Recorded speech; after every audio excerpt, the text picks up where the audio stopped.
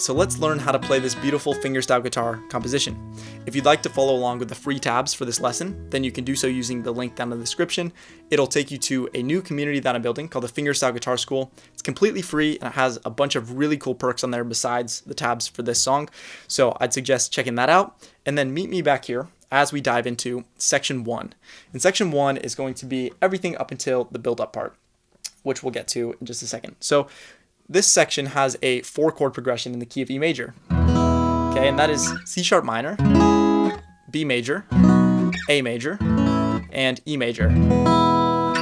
And the thing about these chords, right, is as you saw there, 2 of them are bar chords, the C sharp minor and the B major. And they don't really sound that great, besides the fact that they're kind of difficult to play, especially for a beginner guitarist. So I want to replace those chords with these open chord shapes for our 4 chords. And what I'm doing here is just playing the root and the 3rd. So for the C sharp minor, this means that we're playing the 9th fret of strings 6 and 3. And I like to play those with my middle and ring finger. And then we're leaving the high E as well as the B string open. And this gives it a really suspended sound. That's just super nice at tying them all together. So that's the B major chord. And all I did is shifted down 2 frets from the C sharp minor. And now I have to turn this minor 3rd right here on the G string into a major 3rd by shifting it up 1 fret. So I like to actually fret this with probably fingers 1 and 3, or 1 is my index and 3 is my ring. So here's our C sharp minor. There's our B major, once again leaving those high E and B strings open. Then our A major is the same shape as our B major, just shifted down 2 frets. And lastly, our E major is going to be frets 9 on the B and G strings respectively. And then we have both E's in there to give it a little bit more depth. Okay, so our chord progression in total now, arpeggiating it, meaning I'm just going to be playing 1 note at a time, ascending and descending. Okay, and that's thumb and then index on the G string, and middle and ring together, and then back to index. There's the B, A, and E. Okay, so those are my chords. And now for the melody, we're going to be kind of interspersing the melody between harmony parts. Okay, so we have this kind of arpeggio idea with the C sharp minor, and that's how the song starts. And then we have a melody. So that's 9-7, 9-7 on the 1st string and then the 2nd string. And for that first one, I like to add a little bit of character by sliding from the 8th fret. You notice I'm also raking these 2nd and 3rd strings. So I'm just playing them kind of muted. And you can mute it either with this hand by just placing your finger there over the strings, or with this palm over here. Either way works. And then a little bit of vibrato on that last note. And now we move down to the B major chord. It's actually like a B major at 11 or something because of these open strings, but I'm just referring to all of their names in terms of the basic triad names. Okay. And we have this same arpeggio idea before, once again. A little bit of a melody segment. This time, it's 9 down to 7 on the B string, but it's going to be all pull-offs. Okay, so I start with my 3 fingers on frets 7, 8, and 9, and then pluck that 9th fret, pull off to the 8th, pull off to the 7th. Right? This is going to take a little bit of practice, and I recommend muting the high E string unless you want to accidentally catch that and get kind of a nasty dissonance there. So then we end on the 5th fret of the B string. You could also play the open high E, it's the same note, but I prefer this 5th fret because you can add a little vibrato there. Okay, so now we have the A major arpeggio. And now our melody goes 4th fret on the G string, hammer on to the 6th fret.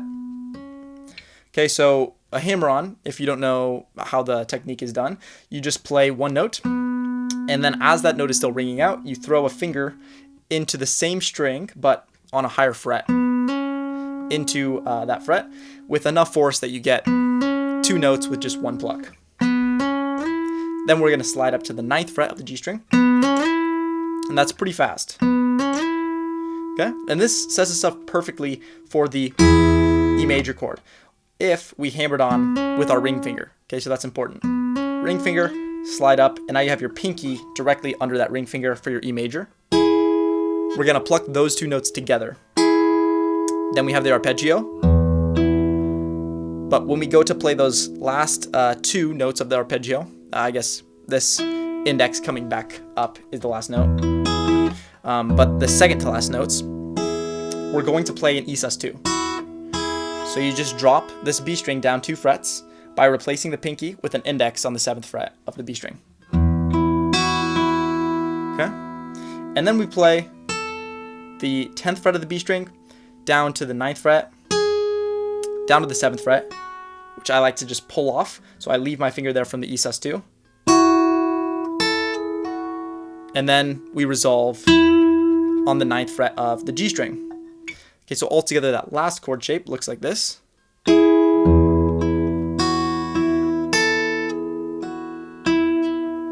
And that brings us back around perfectly for the beginning of another revolution. The only difference is this time, once we get to the A chord, instead of playing the 9th fret on the 2nd and 3rd strings, we're actually going to play the E sus2 first. And then we arpeggiate it like normal. And now we play 9 down to 7 on the B string. So once again, I like to pull off there. Then I play the 9th fret of the G string. I play the open high E string first, and then the 9th fret of the G string. So it's, and then to kind of finish this and fully resolve, we go down to a C sharp minor down here this time. So that's 4th fret of the A string. That's our C sharp, our root. And then we have an octave down 2 strings and up 2 frets. And if you didn't know, this is an octave shape. So those are the same notes, just an octave apart. And then we play the 5th fret of the B string as well. So it's going to be the 2 octaves together, then the 5th fret of the B, then the high E. Okay, and this sets us up for our the section 2, or the build-up, as I like to call it. Okay, so going back to this first section, I know that last part was kind of a lot. So let's just go to the very beginning and do a full playthrough of section 1 so that you can try it out for yourself and see how it all sounds put together. Should sound something like this. 1, 2, 3, and...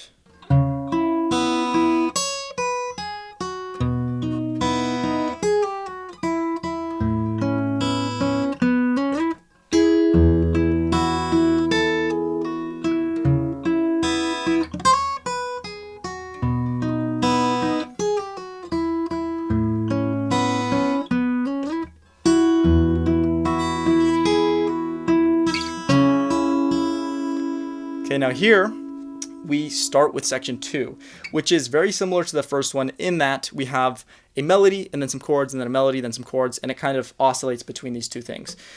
Now our melody, though, is very different. It's going to be 4 down to 2 on the 1st string, then the 2nd fret on the 2nd string, and then to finish off we play the open high string. Now once again, I like to do some kind of articulations here, so that's sometimes a slide or a pull off, right? And this is all kind of up for you to use as you wish based on the artistic choices that you'd like to incorporate into your piece. So we have the melody, and then we arpeggiate now in F sharp minor. Okay, so this is a new chord, but luckily it's the same shape as our C sharp minor. So we're just taking the shape from before and sliding it all the way down to the 2nd fret. Beautiful chord. Okay, and we're just going to arpeggiate it like we've been doing before playing the melody again. Same thing. Now we're playing a G sharp minor. So it's the same chord shape, shifted up 2 frets. Melody again. No change. And then we play an A sus2. So that's the 2nd fret of the D and G strings. And now since my root is on the open A string, I'm playing that A string first instead of the 6th string. Okay, and now we play.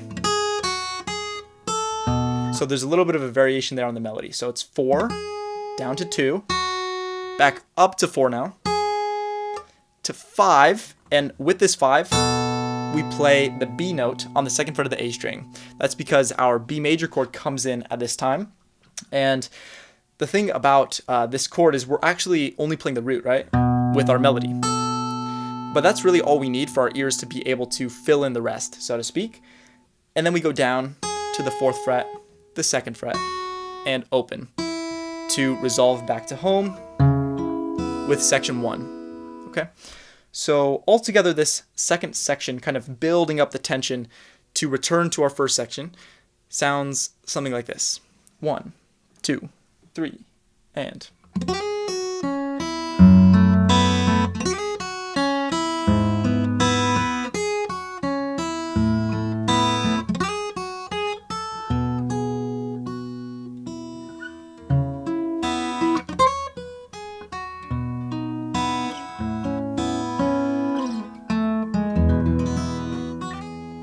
Alright, so I hope that you enjoyed this lesson as much as I enjoyed composing and arranging and teaching you guys this fingerstyle piece. And once again, don't forget to join my free community, Fingerstyle Guitar School. I really look forward to meeting you over there. Come say hello. See you guys in the next one.